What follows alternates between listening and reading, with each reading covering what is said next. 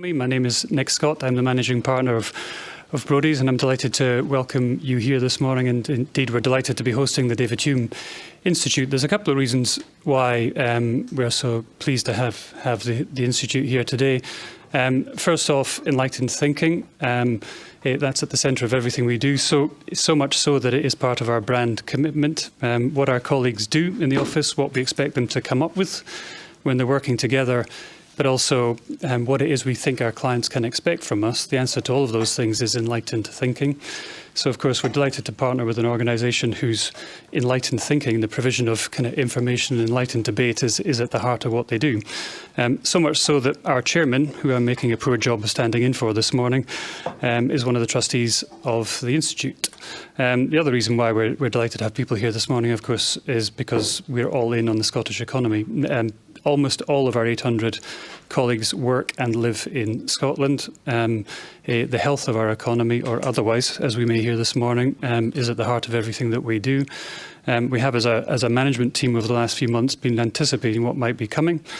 And we do ask ourselves a couple of things there. One, what can we do as a business to take part in our economy and see what we can do to be part of some of the solutions for the challenges which we're doubtless going to be talking about this morning. But also, we always look at these things through the eyes of our colleagues. And that kind of drove us during the pandemic, particularly to look at, think of all of the events through the eyes of our colleagues. That made us look after all of the jobs and the salaries and the roles of everyone in our firm. And so understanding what's coming down the pipe for the economy is, of course, important for us as a business. It's important to understand what's coming for the clients, but particularly for our colleagues. And so we are, and have been for a few months now, working out what we might do as a business to be part of the some of the answers to the challenges we face, but also what we can do to help our colleagues who might be caught in the middle of events that are coming. So we're delighted to be hosting you all this morning. I hope you have an enjoyable session, and I will hand over to Susan. Thank you, Nick. Thank you so much to Nick and to Brodies for hosting us in this beautiful room. I'm afraid I'm going to use my notes. I'm not as smart as Nick in managing to do all this without notes. So I'm Susan Murray, Director of the David Hume Institute, and I'm delighted to welcome you to this discussion today about our latest research publication with the Diffley Partnership, Understanding Scotland's Economy, which tracks public perceptions of the economy in Scotland over time. Each quarter, Understanding Scotland helps monitor and understand economic expectations, spending intentions and attitudes in Scotland, and this will be vital information for decision makers across all sectors. Now, before we get going, and to keep you safe, I'd just like to tell you there are no fire alarms planned this morning, but if you hear a fire alarm, please do get up and just go to the nearest fire exit, and there are 3 in this room. The beautiful room has an automatic sound relay. It's the first time I've been in a room with one. So if for some reason at the back I'm getting a signal, I have a plant at the back to signal to me, the sound relay goes up into the ceiling automatically and comes out at the back of the room, and I'm told magically it all works. So you'll see me holding a microphone. This is purely for the recording of the event. And the same with the speakers. So if you can't hear at any point at the back, please do say, because we have a fallback plan if it doesn't work. So I now, without further ado, will move on to introducing our speakers, for which, with the list of achievements, I need a very long piece of paper, I'm afraid. Mark Diffley. He's a researcher with over 20 years' experience of delivering research insights for clients across the public, private and third sectors in Scotland.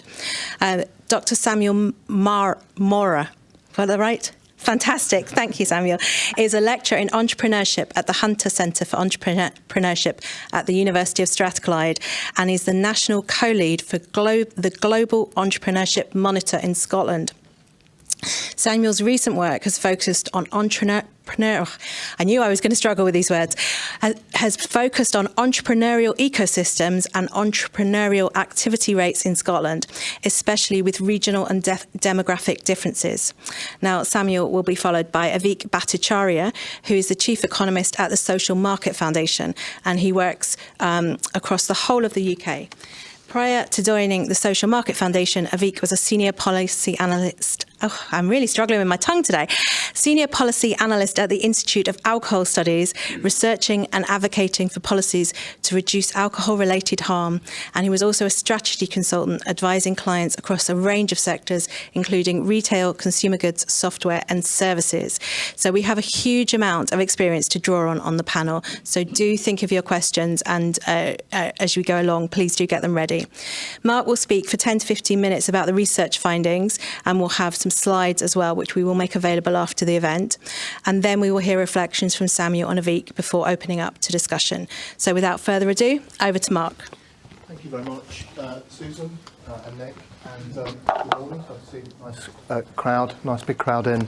Lots of familiar and new faces. So thank you very much. Thank you to Brodies for hosting us. And I'll say how much of a pleasure it is at the beginning to be working with Susan and Sheila and Tom, all of whom are here, and the team at the Institute. And great to have an opportunity, albeit presenting what you'll soon see is rather quite depressing data, unsurprising, but depressing data. But I think nonetheless very important, very, very important for the reasons that Susan, I think, highlighted at the beginning. We know that we are in well, the middle of, at some point of, we're in the midst of a cost of living and economic crisis. We know that. We see it in our everyday lives. We see it's affecting the bins being collected locally. It might affect those of us with kids, whether they're going to be able to go to school in the next few weeks. It's affecting our ability to afford our energy bills and so on and so forth. We know this, we see it and we feel it, but having the data and the evidence to actually support what's going on and to give us an idea of the scale and how it's disproportionately affecting different people in society and different groups of society is really, really important. And I guess that's the point. That's the point of today. Is to present that evidence and to discuss not just what the evidence is telling us, but perhaps with colleagues here and with you, what some of the solutions might be.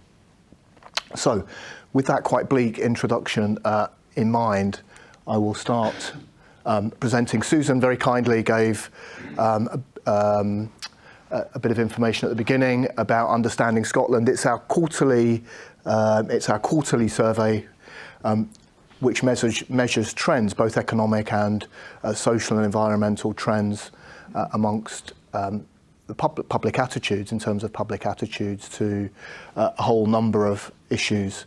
It's a big survey. So we interview over 2,000 people every quarter. And the point of that is it allows us to dig into the data and to look at it in a bit more detail and to be able to provide the types of analysis that you may not be able to get from a smaller survey. So what I want to do today in sort of 10 minutes or so is actually to run through a fair bit of data. I'll start with some kind of contextual data around direction of what people consider the direction of travel in Scotland to be. We'll have a quick look at what issues people are saying are important. There won't be any great surprise in that, I don't think. And then we'll really dig in to what people are telling us about their experiences of the cost of living crisis at the moment.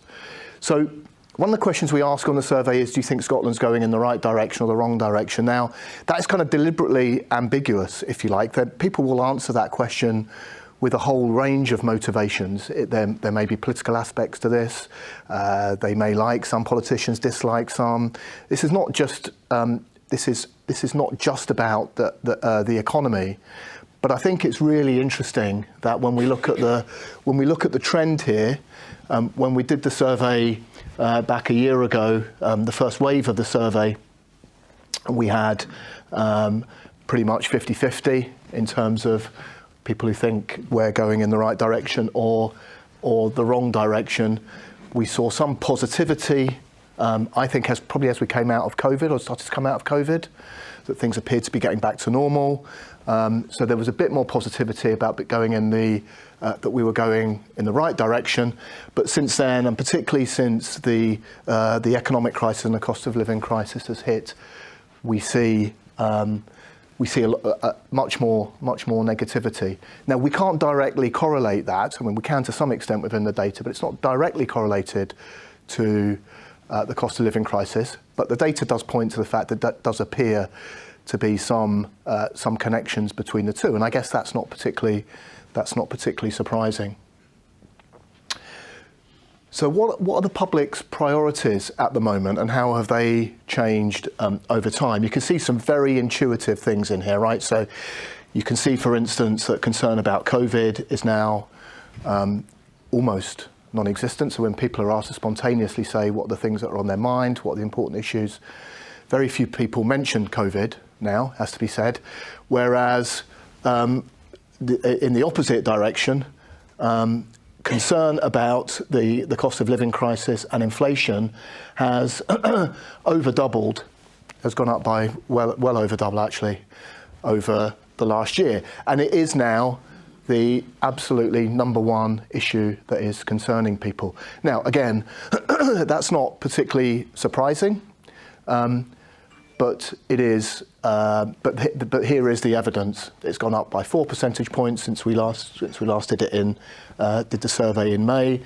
and actually, as I say, it's pretty much doubled, if not more, over the last year. We have sort of staples in here, key public services like the NHS, which are always quite high up on people's priorities and don't tend to have peaks and troughs according to the particular issues of the time.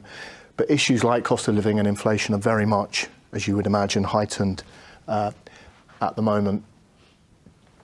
And then the sort of final bit of contextual data, I suppose, is very important. How optimistic, so when we ask people about either general economic conditions or whether they personally feel better or worse, and you can see how all these are measured on this slide.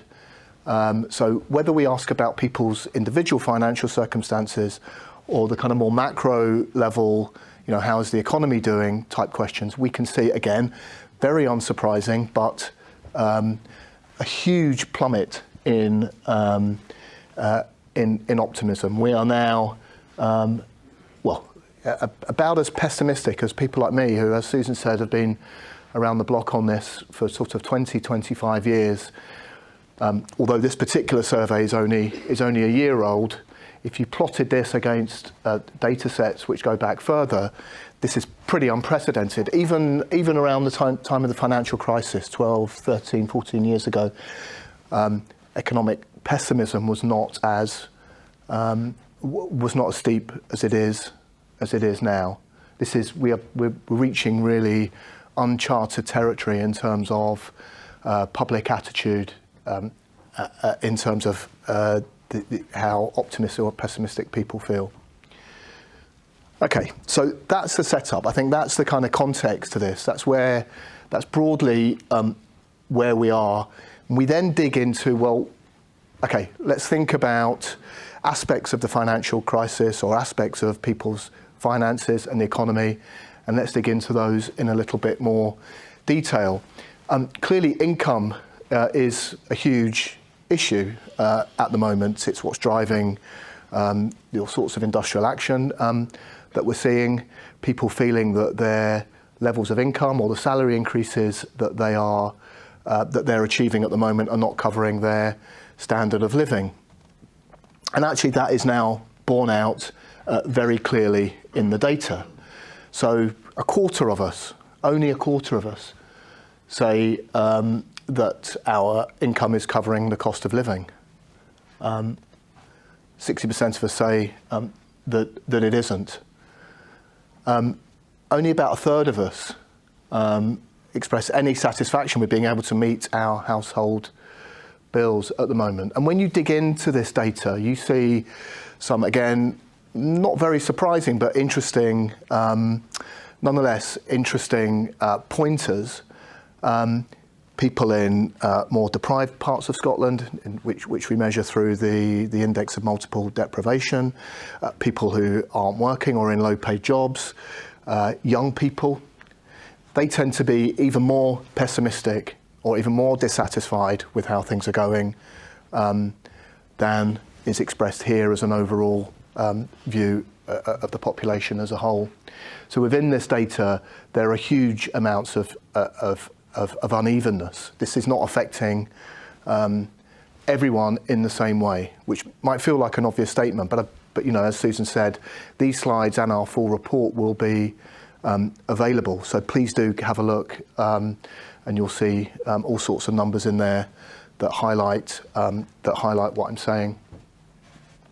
And again, a lot of this, the power of this data is that we can plot it over, we can trend it, as we say. So having shown the sort of static position on the previous slide, we can look back over previous trends. And yet again, I mean, I suspect you're used now to kind of downward trajectories, whether that's about optimism and pessimism, or in this case, about income adequacy. You can see there's been a slight uptick in satisfaction with income, but that's being swallowed up really by, or more than swallowed up, by increasing costs, energy costs, and other types of bills. The kind of the news lines on a lot of this and what kind of catches people's eye when we report this survey is because we now get into some of the personal and social consequences of what this crisis is leading to. I've been looking at some UK-wide data. YouGov had a big survey out. They don't measure all of these things in this level of detail, and some of the ways in which the issues are phrased are slightly different. But it's clear that whether we're looking at Scottish data here or UK-wide data, that to the extent that we can compare is pretty similar, right? Particularly things like cutting down on non-essentials. I think YouGov call it socialising rather than leisure activities. I think theirs was about late 50% rather than 65. But we're in the same kind of ballpark here. So this is evidence by itself, but it's supported by a range of other survey evidence that is out there. A couple of things, I guess, to point out here. Skipping meals to save money, although, well, I say although it's only 17%, I mean, it's still 17%, still nearly 1 in 5 people are skipping meals to save money. But when you dig in, again, it's younger people who are doing it. Households with children are more likely to do this type of stuff. So this is having, again, sort of disproportionate effects on different parts of society. And, you know, over a quarter of us, I think that was about 25% last time, and it's 28% now. People are, you know, more than a quarter of us are losing sleep. This is causing issues beyond kind of financial consequences and into people's physical and mental health. And that's, so this goes well beyond just the ability to put your hand in your pocket and pay the bill. This is having some, I suspect, quite long-lasting consequences on the population. And there are lots of things around work here, which I know others on the panel will pick up. So trying to take on more work, you know, working more, just doing more hours, doing overtime if it's offered. People just trying to take any opportunity they can to get a few more quid into the household to try and cover the increase in bills. Final couple of slides from me. What this slide here now shows is a couple of things. I think people are now pretty certain, and I suspect they're right. I'm not an economist or don't pretend to be one, but I suspect they're right. Things probably will get worse before they get better. We're not near the end of this. This is a kind of a long-term slump or crisis that we are in, And these things are important to measure because these will feed into people's optimism, it will feed into people's behaviour. If people think this is going to go on for a really long time, which the evidence, the survey evidence would suggest is the case, then how are they going to behave then, and how are they going to make some of those really important household and individual decisions? So it's what comes after this. If you think, if you're in a pretty parlous situation at the minute, and you believe this is going to go on for a very long time, what are the consequences of that going to be? Interesting little side point here about salaries and pay should rise in line with inflation, which I think is one of several survey measures, not from this survey but from others, around people's attitudes to the strikes and industrial action that's taking place at the moment, and the fact that there is probably kind of more support for that, or at least less hostility towards that type of industrial action than there has been in the past. And although that's not a sort of direct issue that we're thinking about today, I think the data points like this are kind of really important in trying to understand what's going on out there more widely. And then what's causing this? You can see we ask this in two ways. So what's the number one factor that's causing it? Also kind of the overriding factor, which is in the blue down the left, and then we ask people to choose the top three factors as well. I mean, this is all rather sort of self-explanatory, I suppose, but there are clearly 4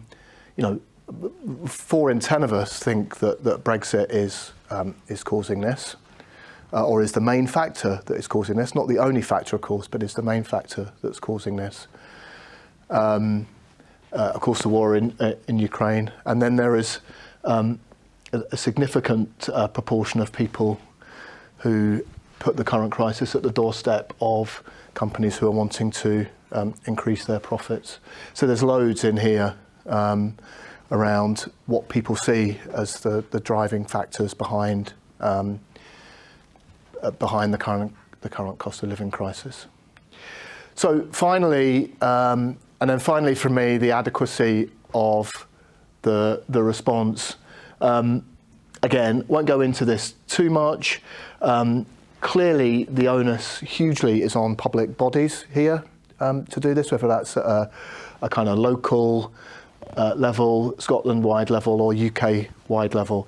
It is widely seen that by the public, or rather widely perceived by the public, that no government at any level is really dealing with this or doing enough to help address this. But of course, the real kicker, if you're an energy company, is actually, as far as the public is concerned, you sort of take a fair whack of the blame, actually, for this, or in terms of the response, or as they would see it, a lack of response. Okay, so my apologies for starting the morning off on such a pessimistic note, but it is, as I say, it is important to have the evidence and to think, well, what's the scale of this, and therefore how should we start addressing it? So the 3 points that I think I would leave you with is that yes, the outlook as far as the public is concerned is bleak. People are making efforts to do this. We can see it around people's behaviours.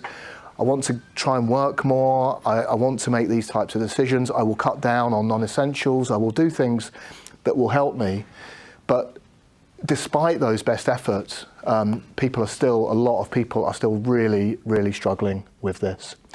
And the third, which we've just been discussing there, is around, what are the public bodies and the private companies who are have a role to play in addressing this. Help is really required quite urgently. We'll see what happens this time next week when there's a new occupant in Downing Street, and we'll see what the UK government's response at least is this at that point. But that's me, Susan, and obviously happy to take questions and enjoy the discussion once we get to that point. Thanks. Just before we move on, can I go back? Is it your third slide? It just struck me when I was looking at your trend lines. I was really struck on this one, and I just wanted to ask you. You can sit down. You don't have to stand up, just because otherwise I'm aware of Alan and his camera over there. The 26% of people caring about poverty and inequality. Does that mean? Have you done any breakdown on that to know whether or not it's only people living in poverty and inequality and declaring financial stress that care about it? No. Not. I mean, okay. It's spread relatively right. evenly. This is not only. Yeah. The concern about this is not only people who are living through it. In fact, in a lot of instances, it's actually people who aren't living through it who are more concerned about it. Okay, good. I just wanted to check that in case anyone else had spotted that. Samuel, are you okay to go next? Yes. Yeah, or who? I can't remember who. Samuel. Fantastic. So we'll do Samuel and entrepreneurship. Is it easier for people at the back if Samuel stands? Yes. Please. Is that okay? Fantastic. So can I start by obviously thanking Susan and everybody that's been involved, Brodies and Diffley and David Hume, for the opportunity to obviously contribute to this discussion, grim as it is. So I'm Samuel, I'm from the Hunter Centre at Strathclyde. I lead college with my colleagues at Strathclyde and down in Aston in Birmingham, the Global Entrepreneurship Monitor in the UK. And as it happens, we're just in the final stages of getting our report out for 2021. And the story is very, very similar. The only thing is that with entrepreneurship, which is, I'm an entrepreneurship scholar, but entrepreneurship is my least favorite word. And it's because, you can't really define it properly, like what it actually is. So we use some working definitions. And what we find, we've struggled quite a lot actually for several centuries to pin down entrepreneurship in a way that we can link it to economic growth. And with the definitions that we work with today, which is, somebody that's actively trying to set up a business, or someone that has just set up a business that's less than 42 months old, what we find is that there's this kind of paradox between rates of entrepreneurship defined that way and economic growth. So when people are worried and the economy is doing badly, entrepreneurship actually increases, which is, a bit of a paradox. So what we've seen is, the last entrepreneurship tanked, during COVID, and it was led by, interestingly, it was the male entrepreneurship rates that went down quite significantly. The female rates held up. And as the economy has started to perform really poorly, we're seeing rates of entrepreneurship starting to increase. That is, people actively trying to set up a business or people engaging in that very kind of early stage. And it's a response really to what's happening. People feel they kind of have to take matters into their own hands. They have to create opportunities for extra income for themselves.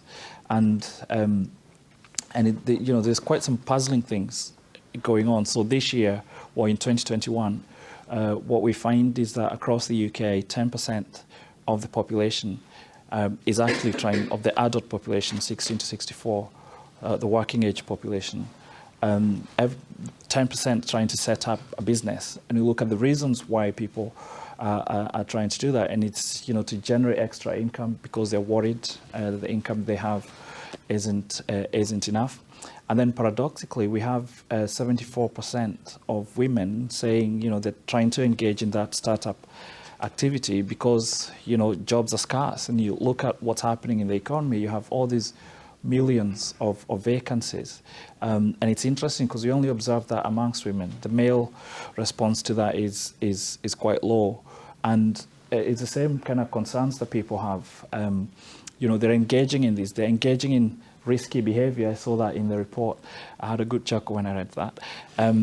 Because one of the risky behaviors people engaging is trying to set up a business. It's not an easy thing. So you see all these rates of startup activity going. But what we then see is, a lot of business debt that follows that, because people are doing this. They're not really doing it because, they're very skilled as entrepreneurs, one of the other things we look at is, people's perception of their skills as entrepreneurs. It's not very high, but yet people are starting these businesses, and 2 years down the line, all of those people that are trying to set up business, those businesses have failed. So you have this paradox. You have people feeling the pressure of, the economy isn't doing very well. There's not enough support out there. I need to do something. And it's risky behavior. You put some resources towards the business, and you're working very hard at it. Give it 2 years, more than half of those businesses are dead. There's only about a quarter of businesses see their 5th birthday. And so this risky behavior is actually quite a concern. So, on the face of it, you see rates of entrepreneurship is going up when the economy is going down. And that does actually help, because it's some of those businesses that manage to survive, some of which actually started because, people were trying to do something to, help their income situation at home. And then they discover that actually business is doing quite well. And those are the businesses that then, some of those businesses go on to grow. But you have these, the aftermath of a lot of people engaging in business is a lot of business dead, then has a lot of other implications. And one of the things we look at as well in the Global Entrepreneurship Monitor, which again resonates quite a lot with the report that's just been launched today, is the adequacy and relevance of support. So we have an index, we call it the National Entrepreneurial Conditions Index. And for Scotland this year, on one of the measures, the overall index didn't even get 50%. And in terms of the relevance and adequacy of interventions that we're seeing, it was way below 5 out of 10. At the university that would warrant a receipt. And I don't know, if that's something the government is considering, and where, they are consulting when they, trying to kind of set out the interventions they're doing, because clearly, the perception is that it's not relevant and it's not adequate. And perception, as we've had, is reality, because people make decisions based on the things that they perceive and the way they kind of see the direction of travel is. And if you're not giving people that confidence, then they're not going to make the right decisions. They're going to make decisions that are risky, and it's quite hard to see how we're going to come through this. But I think maybe on a positive note, just to kind of go back to the point that I was talking about just now, you have all of these people trying to set up a business, and we look back at all the various crises that we've seen across history.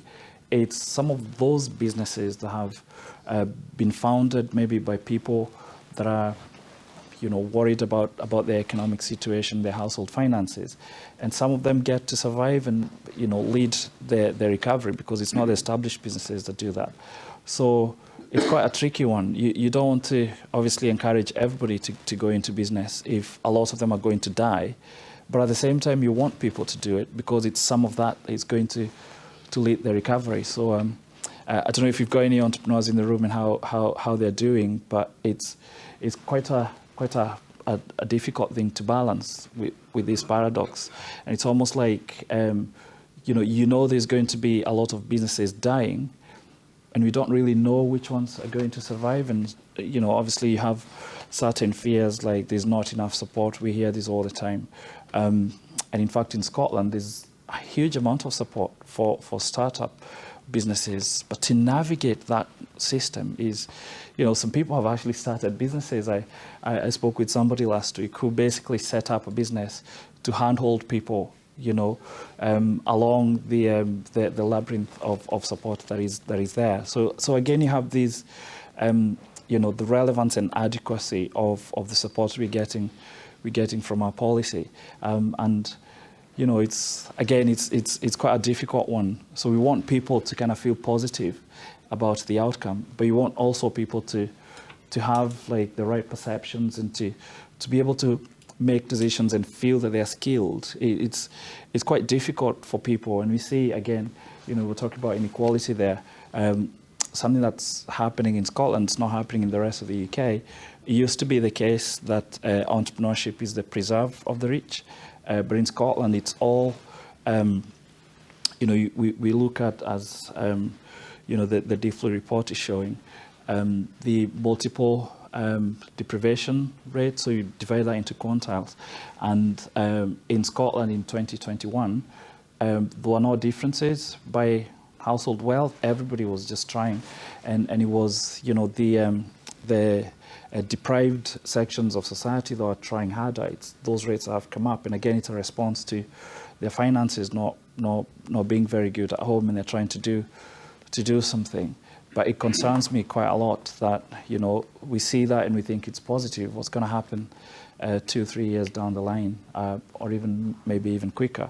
But again, maybe on a positive note, some of those businesses are going to be the ones that will survive and lead the recovery. We just don't know which ones. So it's a tough one.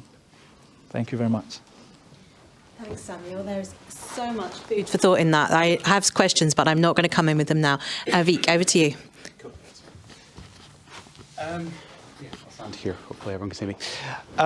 So I want to start by paying tribute to Diffley and DHI and everyone who put this report together and did this important research. Just to pick up from a phrase Samuel used, perception is reality in kind of important ways. And I think some economists have a preference for the hard data, for inflation, for GDP, for kind of business growth and all of those sorts of things, which feel like harder numbers. Certainly from a political perspective, how people feel about the economy matters more probably than the actual reality of the economy. And ultimately, what is this for? The economy exists kind of for people's well-being. And some of the outcomes that we are seeing, I think, are making more tangible some of the fears that economists are having. And certainly, it'll be interesting to keep a track on that as we progress over the coming months and years. So yeah, there's no getting around it. The headline figures here are bleak, and it just reinforces some of the things that we've been worried about. I think in a situation where a quarter of people are losing sleep, in a situation where we're getting on for a fifth of people who are cutting down on meals or skipping them entirely, there is no sugarcoating it. That is a bad situation. I think the closest I can come to a silver lining is that it is in some ways reassuring to me that people are starting to grasp the severity of the situation. So back in January, I remember vividly having a conversation with my mum saying, oh, I'm going to advocate for the government to be giving £500 cash payments to people, to middle and low earners. And she was like, why? That's ridiculous. Why are you talking about that? Because it hadn't yet sunk in how bad it was going to be. And now, from the perspective of August, that is just woefully inadequate. The government has done close to what I suggested, and it's just not enough because the situation has moved on. But I think we are seeing people realise this is bad. They realise it's going to be bad over the long haul. People are doing what they can to get out ahead of it. So people are looking for extra hours. People are cutting back discretionary spending. All of that in some ways is encouraging, even if it's kind of cold comfort. We'd rather they didn't have to, but it is better that people are apprised of the situation and are aware of what they need to do. The one thing that gives me a little bit of concern in these slides, and it's kind of hard to tease it out because the trouble with survey questions is you have one statement and there's so many different kind of nuanced understandings underneath it. But a couple of things that kind of worry me a little bit is I wonder if there's a tendency I have some concerns about the diagnosis. And I was thinking actually, just looking at the diagnosis slide where you say, who's to blame? I'm not sure what I would say, and there's probably a bit of truth in all of those. But insofar as it's energy companies who are getting it in the neck, I think there are definitely issues with energy companies. I'm sure they haven't covered themselves with glory, but that is not the root cause of this. That is not, you're not going to get your money back by beating the energy company piñata. Like, this is fundamentally a problem that starts way upstream. And insofar as people are drawn to simplistic heroes and villain stories, that is going to get in the way of a proper understanding and fundamentally the realization that this is going to involve sacrifice for a lot of people, and probably also is going to hold politicians to an unfair standard because ultimately they can do what they can do. So I think that is building a nuanced story and communicating it. And I think that is something we can kind of give politicians a bit of a hard time for, because have they explained it as well as they could? Where do these understandings come from? But I think there probably is a bit of a natural tendency to look for who are the bad guys here. The bad guy here is Putin, maybe, if there is a bad guy. But we're going to have to build a more nuanced understanding of that. And just to kind of link to that, something that Susan very rightly picked out, which struck me immediately as well, and this is something I've actually speaking to people who do polling, who work in politics, say, is the level of concern for poverty and inequality, I think, is underappreciated. I think particularly on the left, there's maybe a bit of squeamishness because this feels like old left stuff of talking about tax and spend redistribution, talking about taking from the rich, giving to the poor. But I think ultimately, we saw through COVID there is incredible goodwill, and if you harness that in the right direction, there is a desire to do the right thing for society. The fact that even going into this crisis, actually, so we've got the slide up there, right? Poverty and inequality started higher. It's been overtaken, I think, by some of the more direct concerns. But going into the crisis, we had about a third of people saying poverty and inequality is one of the three biggest issues. You need to just keep building that awareness. You need to harness that energy. And you probably need to take the better off people in society and say, like, you're going to have to make some sacrifices because the people at the bottom are just going to get crushed. And I think that is part of the narrative that we need to build. So yes, certainly the government needs to do more, but it cannot cover the size of hole that we're talking about. It needs to be distributing the pain as much as it is trying to take it away. And I think those are the kind of thoughts of, like, what is the narrative that we build? What is the story we tell ourselves about the crisis we've got ourselves into and how we get out of it? And I think that's the kind of real takeaway. And this is helpful kind of fodder for building that story and building a response. Thank you, Aveek. Lots of... Just so much there. Just one more question before we get started, because it's something that I think comes up in the data, but I'm just going to double check with Mark. Is there a difference in age on the poverty and inequality? Just where Aveek pulled it out there, I seem to remember something, it was different levels of concern at different ages and people experiencing things differently. Can you tell us a bit about that, Mark? I mean, what we're finding, not just on that question, but when we dig into the experiences, the younger and kind of middle-aged groups, it's the most affected and the most concerned. And we're not necessarily talking about the very young age group. We're certainly talking about kind of, I guess, people who are kind of mid-30s up to, say, 50 or so. People who are more likely to have young kids and, therefore need more money, having bigger household budgets and so forth. That's the age dynamic, and then it tails off as people get older. So does that make Aveek's conversation with his mother all the more important? Right, over to the audience. Yeah. Where should we start? Hands up, please. Who would like to ask a question? Gentleman at the front here. Oh, okay, thanks. I just wanted to pick up a point that Samuel raised about entrepreneurship and so forth. And I'm a serial entrepreneur. I've been involved in about 50 startup companies in the last 30 years. This is nothing new, what you've been describing. When the economy goes down, people start businesses because they're trying to feed themselves. So they become small consultants or that type of thing. And there's always been a growth in those. The thing that you have to make a distinction with, I think, and you must know this at the Hunter Institute, is the difference between SMEs and IDs. An SME is a small company that's going to stay small. An IDE is an innovation-driven enterprise that could grow very large. And there have been good examples in Scotland of companies like that. And we've really got to concentrate the government support and these types of things into these companies, which could scale up and become large businesses.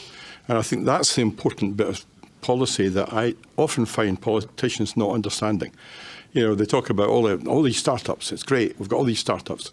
That's not important. The important is how many have we got that are actually going to scale up and become substantial businesses. No, 100%. And obviously don't want to hog the time to discuss the main report here, but that is a concern we always have. And actually in Scotland, we have some companies we celebrate quite a lot, but there isn't enough of them. And at the Hunter Centre in Strathclyde and other universities, we try to support businesses coming out of our technology departments and everything. And even with those, to see them through to becoming large, innovation-driven enterprises is quite difficult. And, this is a particular concern for Scotland, and the UK more widely. We don't see, as many as you would expect given the support that is there. And some of it is, we can't lecture people too much. If people want to set up a business that works around their lifestyle and their households, you can't tell them you need to scale. And most people in Scotland and the wider UK, they set up a business if it's promising and it pays, for their household a decent standard of living. They just don't want to grow it, and you can't really force them to grow it. It is a concern, and in our index, the entrepreneurship conditions index, we look at culture, and that is something that is cultural. People don't really want American-style businesses coming out of the UK, and it's hard to then see where those big jobs are going to come from if we don't have businesses that are prepared to scale. Yeah, but thank you for that observation. It's a relevant one. Thank you. Thank you very much, everybody. My name's Alistair Ross, and I'm a trustee at the David Hume Institute. So it's really, really pleasing to see so many people here today and listening to the panel. It's a tough listen, I'll be honest with you, but it's really important, so I'm very grateful to all of you. I was talking to a couple of colleagues outside about responses to this situation, and it's difficult and it's tricky. We were saying that for situations where you feel you want to support people who are enduring food poverty, you can donate to a food bank. You can actually give in-kind donations, or you can give money. I'm not aware of any mechanism that we have for contributing to people who are enduring fuel poverty or are likely to face fuel poverty. And it just prompts me to wonder, are there any particular interventions that you think should be under active consideration at this point in time? We've seen suggestions from various different parts of the commercial community in terms of the Chambers of Commerce, Scottish Retail Consortium or others. Are there interventions that you think either at a Scottish Government level or at a UK Government level that should be under active consideration based on what you've seen in terms of the survey? It's not really my role to think about or to promote any solutions, but I've seen lots of survey data, Alistair, that at least suggests that most people are not particularly supportive of the type of tax cutting measures that both of one of the candidates and to some extent the other of the prime ministerial candidates. In fact, there is a huge lack of support. I would sort of characterise it as a real lack of support, and in the spirit of kind of what we've been talking about up here, which is how perception kind of drives reality and so forth. If there are sort of very significant and immediate tax cuts announced, whether that's VAT or other or income taxes or whatever it might be, it's clear to me from that polling that evidence that there isn't a huge or there's hardly any support for it. In fact, the economic consequences of that are not something I can really talk to, but it is clear that the vast majority of voters, at least, are not supportive of that type of approach, which is obviously aimed at addressing some of these real concerns. I think economically that's probably right as well. I think economically there's basically two games in town. You can give people cash in one way or another. We've seen that through the council tax system. We've seen it through the benefit system. There's various ways you can do it. Or you can reduce the cost of energy and go for it directly. And I think, having been very much on the cash side of the debate earlier on at the start of the year, I'm now kind of shifting more towards energy subsidy, because I think the targeting is trickier. And the point that Mark's raised around larger families with children and large houses, it gets tricky to kind of target that well. But frankly, either of those could work, and some combination or one or the other is going to have to be part of the response from the government level. Also, kind of there's government policies to reduce energy use, both through kind of public information and communications campaigns, and also through support for things like insulation and help for people to find ways to cut down on energy use. I think is going to be part of the discussion. I wasn't sure if this was the intent behind your question, but you started in kind of an interesting place talking about food banks and things, because that sounded to me a bit more like what can individuals or households do if they have the capacity to help out, and not just politicians, which I think is an interesting question. I mean, the first thing I would say is no, you can't. It's hard to directly help people with their energy use, but economists have this concept of fungibility. If you help someone in one direction, or if people are able to spend money on one thing or less money on one thing, they can spend it on the other. So, if you're giving to a food bank, that probably means that family will be able to, that families who are suffering under the yoke of heavy energy costs will be able to kind of, that will help them survive in another way. So that's going on. But probably the bigger thing that individual households can do is cut back on energy use, because that's going to be kind of a critical part of the response. And I think that's probably the thing that each of us need to be thinking about and focusing on at the moment at a household level. Yeah, I mean, I agree 100%. The only thing I could add is, obviously, on the part of our leaders that we look up to, they just need to be better at communicating policy and consulting as well. I think we see a lot of short-termism. Our politicians want to be seen to be doing something, and sometimes, it can be, quite dangerous if you're wanting to please everybody and you're making some very kind of short-term, or you're proposing some very short-term, interventions. And really what you should be doing is getting help local. People respond to things that are local to them. We've seen some very small interventions, you see through councils, but they're very, very small. Usually people get help with uniforms and things like that, and there is fungibility there. But when you have some national level top-down policies, because you want to be seen to be supporting a huge section of society, some of those pronouncements don't really work, and so we need to support people to empower the local organisations, and sometimes it's through charities that work locally, and Scotland has done some very good work in this area, where the government recognises that they can't do everything from the top level because they don't understand all sections of society, and they disperse funding through charities and other kind of that sector organisations that have a better understanding of what people are going through. And I think if we did more of that, we could see kind of more of the the perception changing. People will start to feel more encouraged and more positive because they can feel the help coming through. But when you see politicians at the top, some of it can come across as quite contrived, and then people just switch off. So you just need to be better at communicating and being real with people. And it's interesting, during COVID, some of the global leaders that were seen to be doing very well were the ones who are communicating a lot better than others. And once you have that trust, people start to engage better. And as I say, people will feel the support if it's coming to them through people they feel understand them, and not just from the top. Yeah, thank you very much for all of that.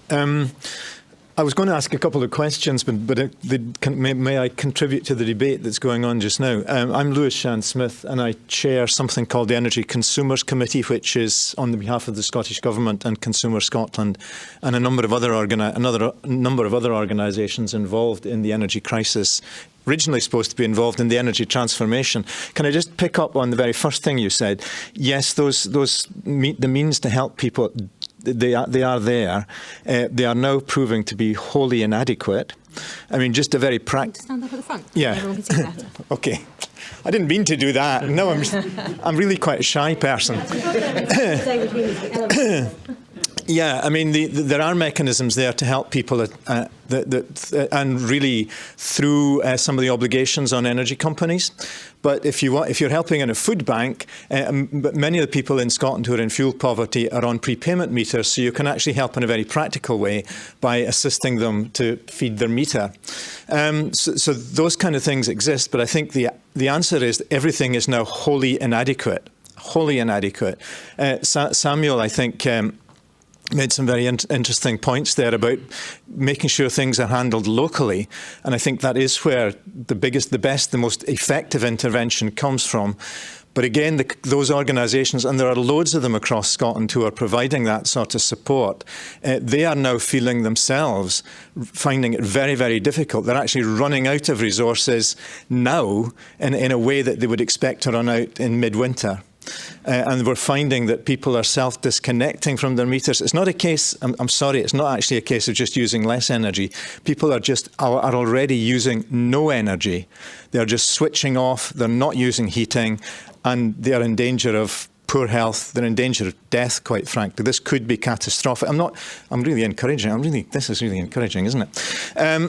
There are ways to handle it. I think in terms of the localities, the Scottish Government, and that summit that Nicola Sturgeon organised last week, has agreed that it will make sure that the local charities, local organisations are supported and don't have, I mean, they themselves are facing the task of inflation, paying their own staff, and making sure they have enough money to distribute to those in greater need. And the Scottish Government has committed to giving whatever support it can to make it easier for those organisations to carry out their task. As I said, I didn't really want to stand up here and depress everybody, but I did have two questions. May I ask my questions as well? So the support mechanisms are there. They are not in any way adequate. And so I think we just need to work together on this. But the localism one, I think, is very, very important, and giving that support, the kind of support you were talking about, to local organisations, absolutely essential. My questions were really for you, Samuel. You said something that I'd love you to unpack. You talked about coming out of a recession, coming out of a crisis, and you said it was not existing businesses that would lead us out, but new businesses. So if you could say a bit more about that, I'd appreciate it, because that kind of struck me as something that never occurred to me before. And the second thing is, in the energy crisis, and it's again a question for you, Samuel. In the energy crisis, small businesses, they're not protected by Ofgem or anybody else, and I'm hearing stories now of new small businesses and existing small businesses, existing SMEs, who are not able to be, who are not obtaining a price from an energy supplier. So they're trying to get supply, they're trying to get a contract, and the energy suppliers are not even.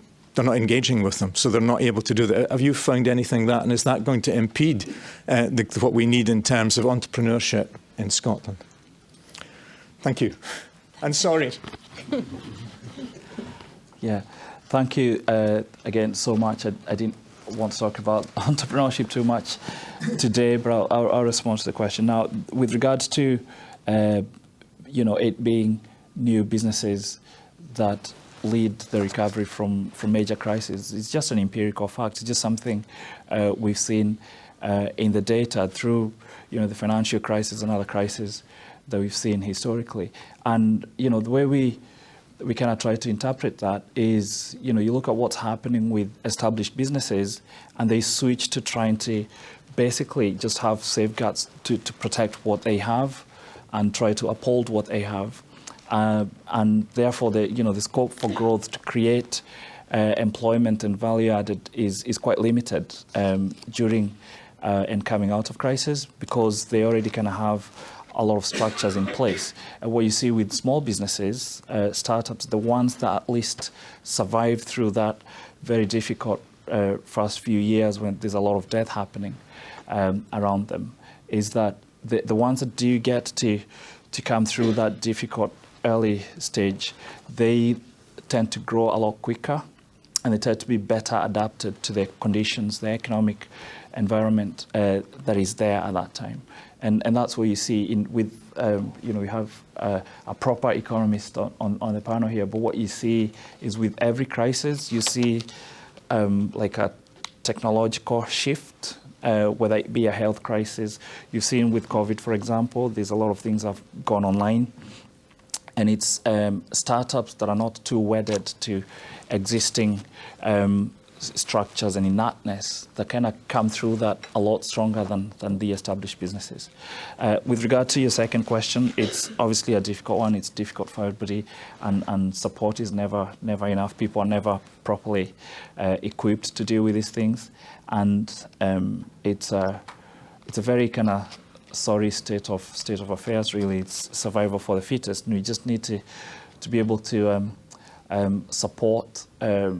It's hard to support everybody, but to widen that support and have the better kind of adapted businesses that can come through those early stages to come through. Really, we never really have it in research, like proper final answers, in part because we want there to be gaps in understanding so we can keep our jobs, but it's a difficult one to answer.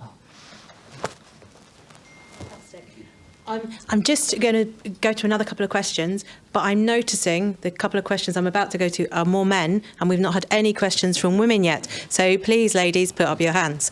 I'm sure you've got lots of questions to ask. Thanks very much. Terrific presentation today, people. David Hood from the Edinburgh Institute. The only thing we do is help small businesses with their competitive advantage. I'm very interested in what was said earlier on about apart from the bleak prospects ahead, that to do much of the same is no good. We can't just tweak the graphic equaliser of the economy. And it has been mentioned that governments especially have only got so many levers and things that they can actually do. And I think, I guess my question is, do you think it's less of a policy decisions and other things and ideas, which are fine, we will all have them, and these are creative ideas and things that everybody comes up with. But is it a question of education? Because I only realised recently that most people, and not just the general public, but economists, don't know how the economy works. And I found that astounding because, I'm a trained microbiologist and a number of different things I've done, but hell, I had to get the tickets before I was allowed to do things. And economists, politicians, the media do not know how the economy works. And likewise, they say things like a deficit's a bad thing. You have to run a deficit. And if you've got fiat currency and you're a state that owns and runs a fiat currency, you can do all of this. We had the furlough scheme. Money came from nowhere, but all of a sudden we have austerity as well. This doesn't balance up. So I guess my question is it one of education? I've read the deficit myth, and please read the deficit myth. My God, we have no idea how the economy works. And it's really, really important that those with the handles on the levers, including politicians and the commentators and the journalists, because there's no journalists anymore. We were just talking about that earlier on. They're all journalists. They batter out the same stuff about deficits, austerity, and we just accept that. So is it a question of education rather than making small wee tweaks in the graphic equaliser of life? And one last point is that profiteering in Scotland is actually illegal in Scots law. So that's a really good question that I'd love the energy companies to answer. Thank you. Thanks, David. I'm not sure if I should give a right to reply to any of the journalists in the room, so just nod at me, journalists, if you want to. No, they're hiding in their seats. Do the panel want to comment on any of that? Is that the one? Right, okay, right. So I think you've put your finger on something. So I don't know if it's education, because I think the fundamental scary reality as you get closer to economics is that I think there's just a lot that nobody understands or we don't know. Because as soon as you think you got it figured out, things change, basically. We thought we had the great moderation, we thought we had inflation licked, we thought we knew how to fine-tune the economy, and then we had a financial crisis and we had COVID, and now this is a whole other kind of whirlpool of things that maybe looks a bit like the 1970s, but is it the same? How is it the same? So we're figuring this out as we're flying the plane and we're building it at the same time, which is a terrifying thought. But I think that is the reality. I will grant you that. What I'd be pushing back a bit against, though, is like that doesn't mean there's a conspiracy. That doesn't mean that there's an easy answer. So the deficit myth is a really interesting book because I think that fits the last crisis where there was a lot of, I think probably austerity was too tough, where probably with the fiat currency you could have done a lot more.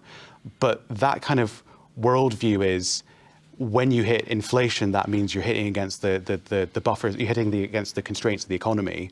And that means actually you have to make some really tough choices. So maybe we made tougher choices than we had to 5 or 10 years ago. But in the world of the 2020s, and I'm probably quite sympathetic to that view, which is that economics is going to be, we made stuff probably too hard for ourselves in the last crisis, but it is actually properly hard this time. And I'm sorry, so I think going after profiteering energy companies, you can get a little bit of change out of them, but that's not where the crisis lies. And this one is, there just are no easy choices this time round. I was going to make just a very, because I absolutely agree with all of that, and one of the things we've been talking about is perceptions. Aveek made the I thought really useful observation earlier about where, when we ask as a very blunt instrument, who do you blame for this? You come up with answers that perhaps don't reflect the reality, which I think is a very good point. But it's a useful exercise in learning about where people think the blame lies, even if the reality is quite different. I mean, we do quite a lot of what we call sort of deliberative work, right, where you take sort of small groups of people over quite a long period of time, and you kind of expose them to experts and information that the general public just don't see or have access to or whatever on a sort of daily basis, and you measure how their attitudes and their perceptions change as they go through this process. Now, it works on what we call a qualitative level. So you have these are groups of, 20, 30, 50 people or whatever who go through this process. And you see people's perceptions. I'm not talking about the cost of living crisis at the moment, I'm talking about anything, right? You see them change, but how you kind of amplify that and how you sort of scale that up, to use one of the words of the morning, to the population as a whole is really difficult. It speaks to, maybe it speaks a bit to education, but it certainly speaks to, communications, what information is shared, when, how, and all those types of things. So there is a real issue with I think, with perceptions and reality, but it's really, really difficult, I think, to crack it on the kind of scale that would make a difference to some of these kind of statistical numbers that we trade in. Yeah, and just to add to that, I acknowledge in full there's a lot we don't really understand. We don't really know how the economy works. I'm sure most people in the room will recall when we had the financial crisis and the Queen was very upset, and she had this session with economists in London, some of the leading economists in the country. They're like, why did nobody see it coming? And it's because it's #complicated.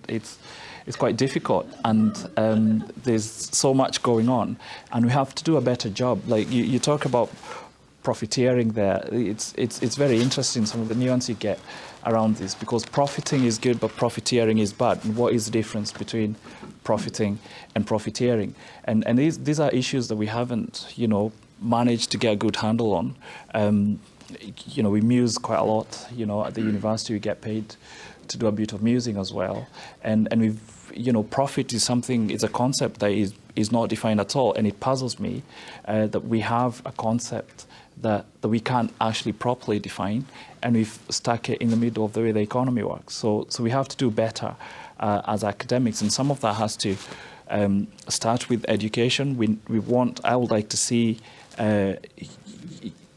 everybody learning about businesses and how they work and how the economy works, and get more people interested in studying economics and business, because what you see is really a lack of new ideas, because there's not enough people coming through the system. There's not enough diversity of ideas, and you can obviously, from your training in a proper science, we need people like you to bring that kind of thinking into economics and an understanding of how the economy works, because it's something of an organ, an ecosystem that we can't put a handle on. So it's a difficult one, but education is a long-term, I think, policy strategy that we need to employ to see if we can start to get a better understanding. So then our interventions are better advised. I was going to say it's hashtag smoking mirrors.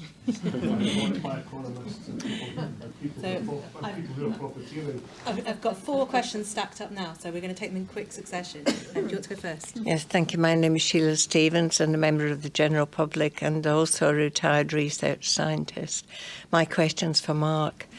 Your graphs were really interesting, but are you totally reassured, and far more importantly, can you convince me that your recruitment of 2,227 people really represents the economic state of the population of Scotland?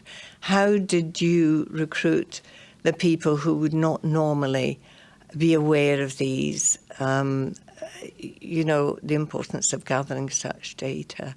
Samuel used the word, everybody. That's a big word when it comes to a population. Thank you. So much. Sleeves up just to take your question seriously. No, it's a good question, and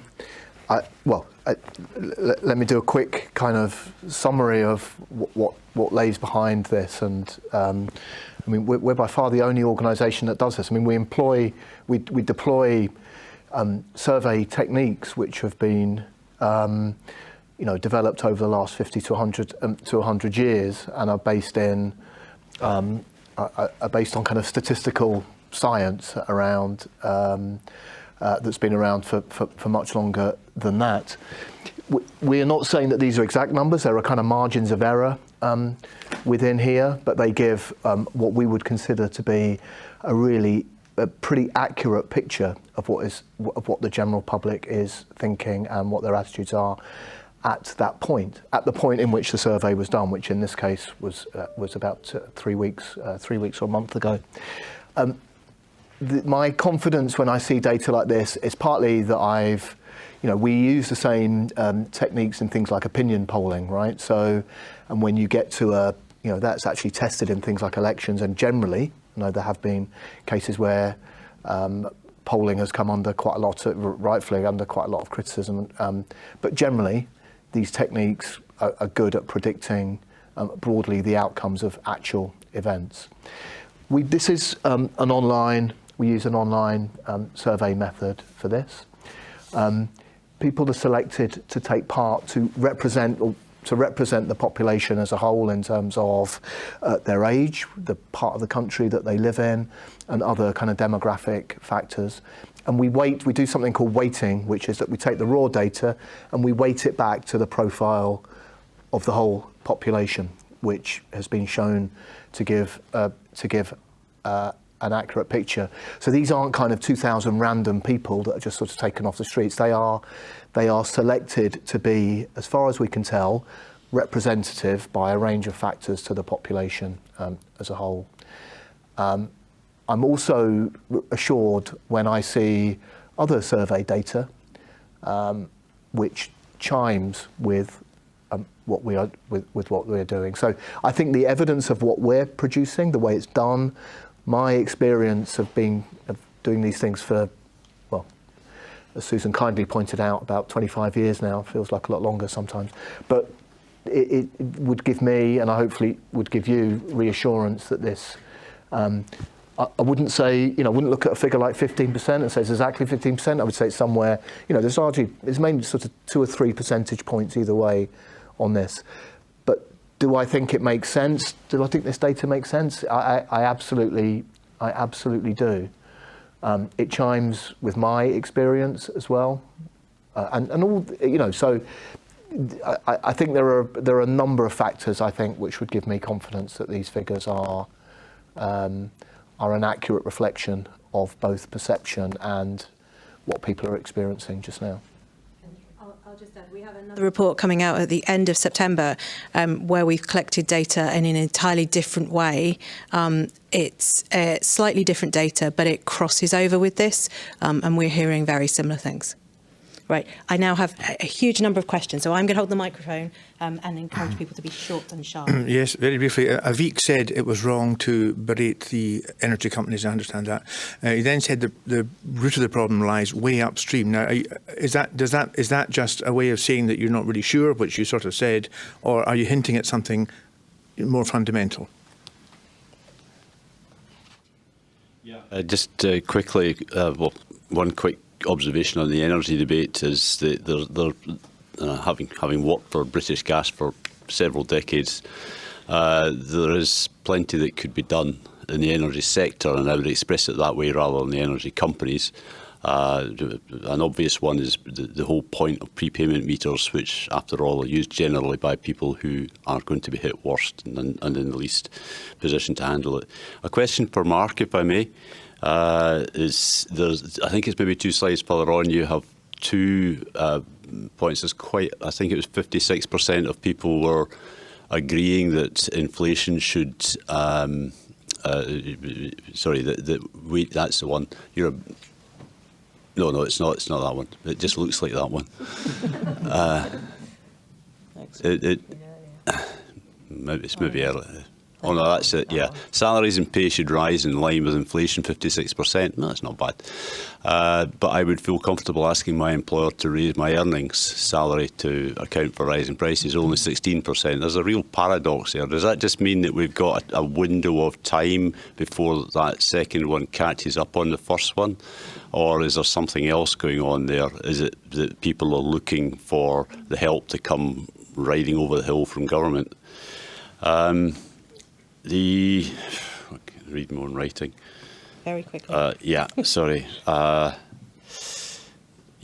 suppose my question for Sam is in terms of bankruptcy law for small companies. If you're sort of seeing trouble for them looming over the horizon, could changes to bankruptcy law, which always gets rolled out at these things, could that be introduced to help and maybe extended? And finally, for all the panellists, where are we on social cohesion here? Because it seems to me a lot of the messages that we're hearing, a lot of us have already known, and certainly the striking thing for me, and it's because of my strong European beliefs, it was the blame that was attributed to leaving the EU, and yet I rarely hear this word on mainstream media at all at the moment, and that says to me that there's a real disconnect across an institution called the BBC, which was originally intended to hold British society together.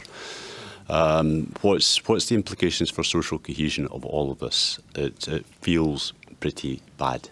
Fantastic. 2 fantastic questions. Do you want to tackle those, panel, before I go on to the next ones, but with shorter answers, please? Address social cohesion in a short answer. Okay, no, I'm just teasing, sorry. Just quickly on this, I mean, I think it's a really good point, and my apologies that I didn't kind of flag this. It is really striking that a lot of us aren't prepared or don't feel comfortable asking our employer to. Your question, I think, was kind of, will that change as people's situations get more? There's some kind of cultural issues going on here as well. I mean, particularly for older people. I don't know. It just feels it does feel like quite an uncomfortable thing to be doing. I'm not sure it's exactly related to the, or entirely related to the crisis. I think there are probably lots of other things that are going on here. As well. I think just briefly on the social cohesion thing. I mean, what I see from the data. I mean, there are a lot of arguments that might suggest that social cohesion is kind of breaking down or fracturing or whatever. mean, I think if you look at the data, actually, we were talking a bit about this earlier about, well, is concern about poverty being, is that only amongst people who are kind of living in poverty? And it isn't. And what the data, I think, shows is not just the kind of negative things that we've been kind of focused on quite a lot today, but actually there is an almost universal feeling in the population. We need to do something about this, and that the people who are suffering this need to be given, need to be helped in ways that we've been discussing. So I think as far as there are other ways, I think, in which you could argue that social cohesion is suffering at the moment. But I think in terms of addressing this, the urgency of it, the impact that it's having, and the need to get on with some solutions, I think is pretty universal, I would suggest. What was I going to say? On my don't let's be beastly to the energy companies. I think basically my point was, I think energy prices have trebled and are on a road to multiplying by 5. Do we think that one day energy companies woke up early in 2022 and they decided to become just a whole bunch more greedy, that much greedier, and were able to do it? It just isn't plausible. I think there were all sorts of problems with energy companies in 2020 and 2021 and 2017, whenever. But that is not the material driver of this crisis. It is Russia, Ukraine. It is unwinding of the pandemic. Those are the two big factors. I think Brexit hasn't helped, but I don't think it's the main driver here. On the solidarity point, I think that was kind of what I was hinting at a little bit when I was trying to say there is this kind of concern around inequality. There is this latent kind of desire to do the right thing, which we saw during COVID. And one of my frustrations has been is it feels like that kind of momentum has been lost a little bit. And I don't know, maybe one model of social solidarity is it's like a muscle. We ask people to do stuff for one another. We ask them to kind of build those relationships. We ask them to help each other out, and that gets us out of it. Maybe that's wishful thinking, and maybe we just end up with a massive muscle strain at the end of it. But it's one possibility, and I think it's worth trying. And sorry, I should say on the inflation point, I meant to call that out and then forgot it, because I think it's really, really important. Because, as I said, one of my worries running through this is I think there aren't easy answers. And I think insofar as people think, oh, well, we can just increase our pay in line with inflation, if that happens across the economy, that's going to be bad. Someone has to take the hit. And obviously, we don't want that to be the poorest and most disadvantaged. But people have to make sacrifices, and that ties into the social solidarity point, that we need to be clear who we're asking to make the sacrifices and why they're doing it. But yes, that concerns me a little bit. Yeah, and just to speak to that, I think maybe the way our economy works, I don't want to be controversial here, I don't really subscribe to the mainstream model of capitalism. Some of the things that really concern me is, in society people are struggling, and then you hear in the news the companies have made so many billions, and you can explain it and say obviously it's the way the pricing works and everything, but it doesn't make very good reading when you see that kind of thing, and those boards then make some decisions to whether it be to reinvest monies that then enrich shareholders, or they disperse some dividends. I think it comes across really, really poorly, and it's just something I think we haven't done a good job of as economists and researchers in terms of just how the economy works. And it's a cop-out to say it's complicated, but we have a model that doesn't really work for us very well. In terms of the issues with bankruptcy law and everything, entrepreneurs have it really, really tough because they don't get covered or protected. A lot of concerns that we hear entrepreneurs having is, there's obviously issues with bankruptcy.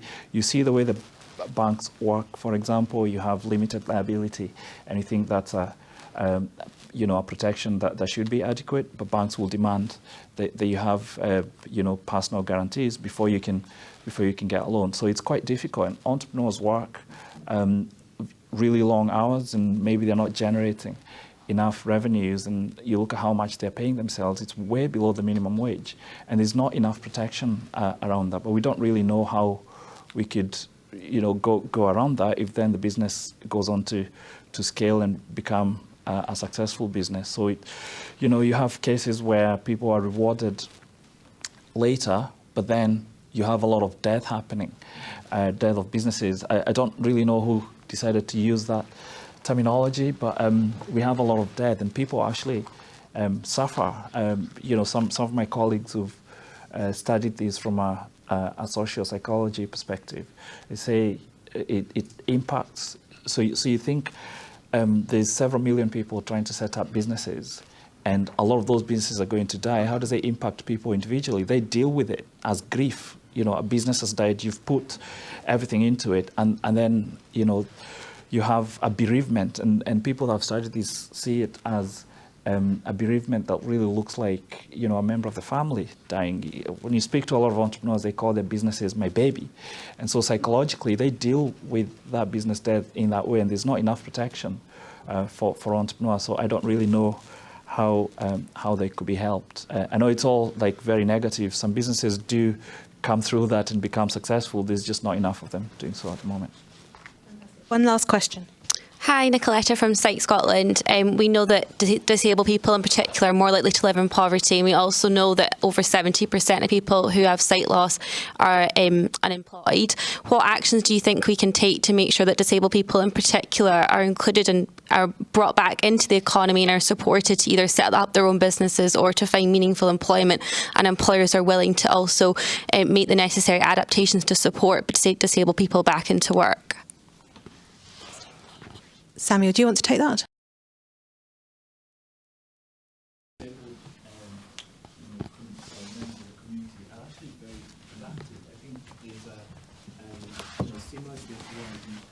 Going on around female entrepreneurs, and female entrepreneurs have contributed quite a lot to our economy, and that's only starting to be recognized now. 2021 female enterprise rates went up 44%. Male enterprise hasn't really changed that much, and it's a similar story. This is you know, something that has been undervalued for many years, and it's the same with disabled people. And disabled people, they sometimes, you know, because of just the nature of the businesses that they start and the sections of the economy they serve, they have to internationalize very quickly, because, you know, you only have niche markets locally, and those businesses contribute to, you know, export activity, and we don't really recognize them enough. We just see them as people that need help to kind of, you know, just make, you know, live their lives, and the help is more kind of day to day, and we need to recognize them more as people that have important contributions to make to our economy and to our society, and we're not doing enough of that at the moment. Right.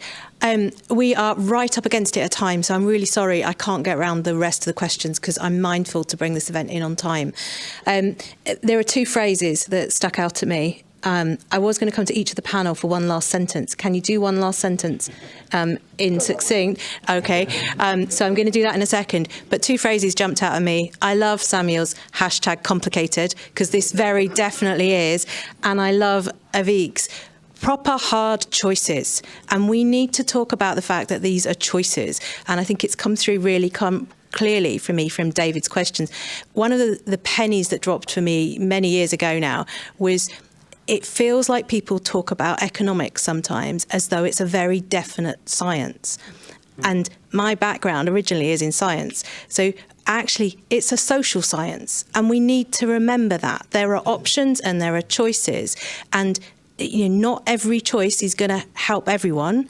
There is no easy choice here. in any of the data we're looking at.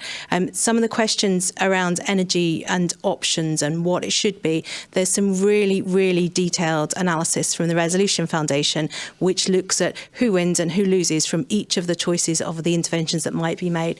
So we can share that with the after-event materials if you're interested.